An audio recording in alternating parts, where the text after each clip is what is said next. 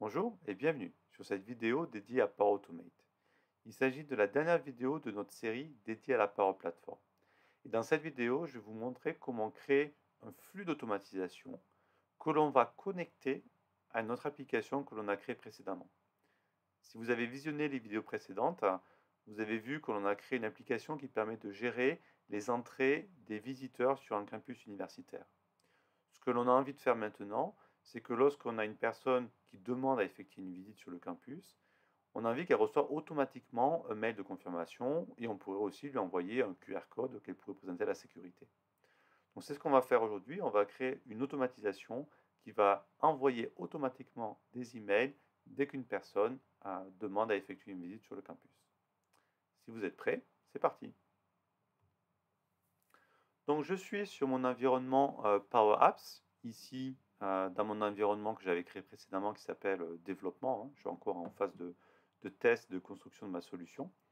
Et donc ce que je vais faire, c'est de créer un nouveau flow d'automatisation. Donc ici, c'est la fonctionnalité Power Automate que je peux retrouver aussi Power Apps, ce qui me permet de les créer, de les connecter directement aux applications que j'ai créées.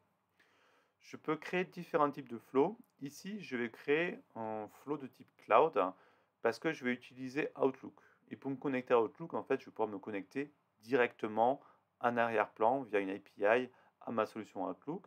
Si je devais me connecter à un autre outil qui serait sur mon bureau, hein, sur mon desktop, par exemple, ça pourrait être un SAP local, dans ce cas, j'aurais besoin de créer un flow de type desktop. Donc ici, je vais créer un nouveau flow. Je vais créer un flow de type cloud. Je vais lui donner un nom. Alors, comme d'habitude, vous savez, j'aime bien passer du temps sur le nommage des flows, des applications et aussi des différents éléments qui la composent, puisque ça m'aide à comprendre ce que j'ai fait. Et aussi, si je partage à une autre personne, elle va facilement retrouver de quoi il s'agit. Donc ici, je vais l'appeler Visit Notification, puisqu'il s'agit d'envoyer des notifications lors d'une visite. Je vais pouvoir choisir le trigger. Le trigger, c'est en fait le déclencheur, ce qui va déclencher mon automatisation. Et vous voyez ici, j'ai pas mal de choses par défaut, hein. Je vais pouvoir utiliser toute la suite Microsoft pour lancer une automatisation. Par exemple, je pourrais ajouter un trigger sur un nouveau item ajouté dans un SharePoint, ça déclencherait une automatisation, par exemple une demande de validation, et je peux faire ça avec plein de choses, hein. Je peux ajouter, si j'ai un nouveau message dans un canal Teams, beaucoup de choses qui sont liées à l'écosystème de la Power Platform. Moi, ce que je vais faire, c'est que je vais aller chercher un trigger dans mon Dataverse, puisque c'est là que j'ai ma table visite que j'avais créée précédemment. Donc moi, ce que je veux, c'est que mon automatisation, elle se déclenche automatiquement lorsque une personne fait une demande de visite au campus, c'est-à-dire lorsque j'ai une nouvelle ligne qui est ajoutée dans ma table visite que j'ai créée précédemment. En gros, c'est un peu la même chose que si j'avais un fichier Excel où j'avais une nouvelle ligne qui était ajoutée à la fin. Donc je vais aller chercher ce trigger-là et je vais faire Create. Donc là, j'ai mon interface Automate qui va s'afficher. Et donc, je vais pouvoir ici configurer directement mon trigger.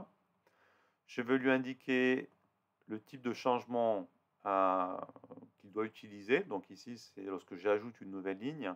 Vous voyez que je pourrais aussi mettre des choses un peu plus poussées. Est-ce que c'est ajouter ou supprimer ou modifier? J'ai toutes les possibilités. Bon, moi, c'est uniquement en cas d'ajout d'une personne qui veut effectuer une visite. Donc je veux dire, donc lorsque j'ajoute une nouvelle ligne dans ma table, donc ici c'est ma table visite que j'avais configurée dans une vidéo précédente, donc je vais la chercher parmi l'ensemble des tables que j'ai. Je vais définir aussi un périmètre. Alors périmètre c'est quoi? J'ai plusieurs périmètres en fonction de comment la Power Platform a été mise en place. Ici je vais prendre par défaut Organization. Là ça dépendra un peu plus du contexte de votre entreprise. Ce que je vais faire, donc une fois que j'ai configuré mon trigger, c'est le renommer, hein, puisqu'ici en fait j'ajoute uniquement lorsque j'ai une nouvelle ligne qui est créée, donc le modifier, deleted, c'est pas correct. Donc ce que je vais faire, c'est plutôt renommer tout ça. Et pour être aussi un peu plus spécifique, je vais dire que c'est une action qui est faite dans le titre, hein, lorsque c'est une nouvelle visite qui est ajoutée. Comme ça lève toute ambiguïté. Donc là, j'ai configuré mon trigger. Lorsque j'ai une nouvelle ligne qui est ajoutée à ma table visite, je vais déclencher mon automatisation. Et donc maintenant, ce que j'ai besoin de faire, c'est d'ajouter les étapes suivantes pour déclencher qui vont être automatisées. Donc après le trigger, après le déclencheur, je vais ajouter une nouvelle étape. Et comme je vous disais, je veux envoyer un email de notification. Pour envoyer un email de notification, j'ai besoin d'abord de récupérer les informations du visiteur qui va effectuer la visite. J'ai besoin de récupérer notamment son email et ses informations. Donc qu'est-ce que je vais faire ici? Je vais aller chercher des éléments qui sont là aussi dans mon Dataverse. Donc je vais chercher dans le Dataverse et je vais chercher comme connecteur un getRowById qui va me permettre en fait de récupérer les informations de la ligne correspondante. Donc là, je cherche getRowById. Je vais lui indiquer la table où je vais récupérer les informations. Et en fait, la table, je trouve les informations donc, de la personne qui va faire la visite. C'est ma table contacts. Donc ici, si je descends, je devrais trouver la table contacts. Et dans le row ID, ce que je vais pouvoir faire ici, c'est d'aller chercher les éléments de manière dynamique. Et donc, qu'est-ce que je vais récupérer dans mon row ID? Je vais récupérer, donc j'ai plusieurs colonnes. Moi, ce qui m'intéresse, c'est les informations du visiteur, de mon visiteur. Et notamment la valeur. En fait, j'ai plusieurs éléments, j'ai le type de visiteur, etc. Moi, ce qui m'intéresse, c'est ce qui contient en fait les informations concernant mon visiteur. Donc, c'est pour ça que je vais l'indiquer. Je veux récupérer les informations qui concernent mon visiteur. Voilà. Donc, je récupère ici les informations dont je vais avoir besoin pour envoyer mon email. Donc, qui sont les informations liées à mon contact. Et en fait, dans cette table-là, lorsque j'utilise mon ROID, je vais pouvoir récupérer l'email. C'est ce qui m'intéresse en l'occurrence, en plus des informations de la personne. Donc là, je récupère les informations de mon visiteur. Je vais renommer mon activité, parce que bon, c'est pas assez autoporteur si je laisse ça comme ça. Donc en gros, ça va être get the visitor data from the contact table. Déjà, même vous, ça vous permet de mieux comprendre ce qui se passe. Et là aussi, si je partage cette application, cette automatisation avec un collaborateur, un collègue, il comprendra davantage ce qui se passe dans mon flux d'automatisation. Ensuite, dernière étape à ajouter, tout simplement, envoyer un email. Je fais New Step. Je vais envoyer un email en utilisant Outlook, parce que c'est ma messagerie. Donc là, je vais tout simplement chercher Outlook ici. Et donc, dans les actions qu'il va me proposer, vous avez tout ce que vous pouvez faire sur un email. Donc là, moi, je vais envoyer un email directement. Donc, je prends l'activité Send an email version 2, qui est la dernière en date.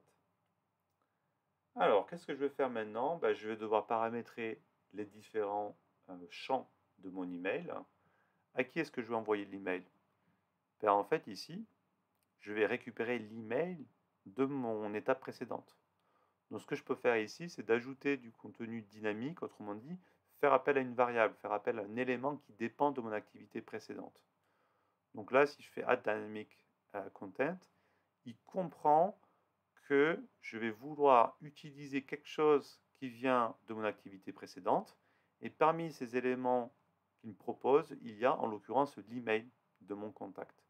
Donc en fait, la donnée, elle est extraite au niveau de l'activité précédente et je peux l'utiliser dans mon activité send an email. C'est ce qu'on appelle une variable. Une variable, ça permet de stocker de l'information pour pouvoir l'utiliser plus tard. Ici, en fait, elle n'est pas déclarée, elle existe déjà, elle est pré-déclarée, entre guillemets, j'ai juste besoin de l'utiliser. Donc je prends email ici. Je vais ajouter un objet à mon email. Bon, là, rien de très extraordinaire, ça va être un texte qui sera tout le temps le même. Par exemple, je peux mettre your scheduled visit to Bellows College. Voilà. Et ensuite, je vais pouvoir écrire le contenu de mon email. Et ce qui est intéressant ici, c'est que je vais pouvoir aussi récupérer des informations directement, puisque j'ai extrait toutes ces informations, je les ai accès via ma table contact. Donc par exemple, je vais pouvoir aller récupérer le first name. L'avantage du first name, c'est que ça me permet de faire un mail qui est un peu plus personnalisé. Hein, je récupère le nom de la personne, c'est un peu plus personnalisé qu'un mail trop générique. Ensuite, qu'est-ce que je vais lui dire? Donc, il a soumis une demande de visite. Donc, je vais lui dire qu'il a currently scheduled to visit below campus. Donc, je lui rappelle en fait les dates. Hein, c'est comme message de confirmation au final. From, donc là, je vais récupérer mes scheduled date, scheduled end. Donc, si je tape scheduled, je vais lui rappeler les dates qu'il a soumis via l'application, histoire de bien confirmer. Donc là, j'ajoute bien des espaces pour éviter que le texte soit collé, parce que ça, ce sont des variables, ce n'est pas du texte brut que j'écris ici. Je récupère les informations qui ont été soumises. C'est ça que vous voyez, c'est affiché un petit peu différemment. Je lui mets best regards, et je pourrais ajouter une signature. En fait, je pourrais ajouter aussi beaucoup de choses à mon email. Je pourrais ajouter, comme je disais, un QR code, un lien hypertexte. Ça fait partie des options que j'ai ici. Vous voyez, je pourrais ajouter des personnes en copie, des pièces jointes, enfin vraiment tout ce que je fais lorsque j'envoie un email manuellement. Je pourrais ici insérer le lien qui serait le lien d'un QR code. Voilà. Je ne le fais pas pour des raisons de complexité, mais vous voyez, ça serait juste ajouter un lien et générer un QR code automatiquement. Voilà, donc là j'ai créé mon automatisation. Je vais juste, comme d'habitude, bien renommer ce qui se passe ici, plutôt que c'est un email. Je vais dire que, qu'est-ce que je fais ici? J'envoie un email au visiteur. Voilà. Et donc là, j'ai créé mon automatisation. Dès que j'ai une personne qui utilise mon application pour ajouter une visite, je récupère les informations de cette personne-là et je lui envoie un email de confirmation. Ce que je peux faire, c'est sauvegarder mes changements. Donc, bien entendu, j'ai pas envie de perdre tout ça. Donc là, je suis en train de sauvegarder mon automatisation. Et donc là, ce que je vais pouvoir faire, tout simplement, c'est de faire un test. Donc pour faire un test, comme j'ai besoin d'ajouter une nouvelle visite, je vais cliquer sur test ici. Je vais lui dire que ça va être un test manuel. Et donc là, en fait, l'automatisation va se mettre en pause le temps que je réalise l'action qui va la déclencher. Vous voyez? Donc là, qu'est-ce que je dois faire? Je vais revenir sur mon onglet Power App. Je vais ouvrir mon application Campus Management. Je vais d'abord, dans mes contacts, ce que je vais soumettre en contact s'appelle John Doe. Je n'ai pas d'email, il faut que j'ajoute un email. Ce que je vais faire pour faire la démo, c'est que je vais ajouter mon propre email. Comme ça, en fait, c'est moi qui vais recevoir l'email de confirmation. Donc, ce que je fais là, c'est que j'ajoute l'email qui est en fait mon email. Donc, dans l'email qui va être envoyé par l'automatisation, c'est moi qui vais le recevoir. Donc là, je suis sur mon application. Je peux cliquer sur tester. Je vais ajouter une nouvelle visite. Donc je fais un petit new. J'appelle ça test visite. Ça, c'est mon compte qui va envoyer l'email. Je vais chercher un visiteur. Je vais dire que c'est John Doe qui fait la visite. Et disons que la visite va avoir lieu demain entre 8h et 9h. Tac. Donc là, qu'est-ce que je fais? J'utilise mon application pour créer une nouvelle visite. Et une fois que je crée cette nouvelle visite, qu'est-ce qui va se passer? C'est que mon automatisation, mon flow ici, va détecter que j'ai en fait une nouvelle demande de visite. Et donc du coup, le trigger va être enclenché. Mon automatisation va démarrer, puisque j'ai une nouvelle visite qui est prévue. Donc là, ça prend un petit peu de temps, le temps que ça se rafraîchisse, etc. Je fais un petit refresh. Et qu'est-ce qui se passe? Alors j'ai eu la notification sur mon Outlook. Mon automatisation, donc on me dit qu'elle a bien fonctionné. Your flow ran successfully. Tout s'est bien passé. Et qu'est-ce que je constate? Je constate que j'ai bien reçu un email concernant ma visite. On a bien récupéré le prénom de John, la date de visite. Alors là, j'ai des informations qui sont, je pense que c'est les heures, les minutes, les secondes. Donc ça, il faudrait que j'enlève ça, que je configure, que je fine-tune en fait mon mail pour avoir que ce qui m'intéresse. Voilà. Ce que je peux faire aussi, mon flow fonctionnant, je pourrais aussi, comme j'avais fait pour mon application, je pourrais très simplement la partager à une autre personne qui pourrait aussi bénéficier de cette automatisation ou qui pourrait aussi faire des modifications et travailler en même temps que moi, ajouter des éléments sur l'automatisation. Voilà. Donc, voici pour cette démonstration de Power Automate. Vous voyez, ce qui est assez puissant, c'est les triggers en fait, hein. Dès que j'ai un événement qui se réalise, mon automatisation va pouvoir se déclencher automatiquement. Ce que je pourrais faire, c'est aussi la paramétrer. Je pourrais dire à mon automatisation de se déclencher tous les jours à 8 heures et de traiter en fait tous les cas qui auraient été soumis. Bon, là, c'est beaucoup plus intéressant de faire une automatisation quasiment instantanée. Et vous avez vu, on peut facilement combiner ça avec une application. On peut faire des automatisations qui sont complètement indépendantes de Power Apps ou d'autres outils.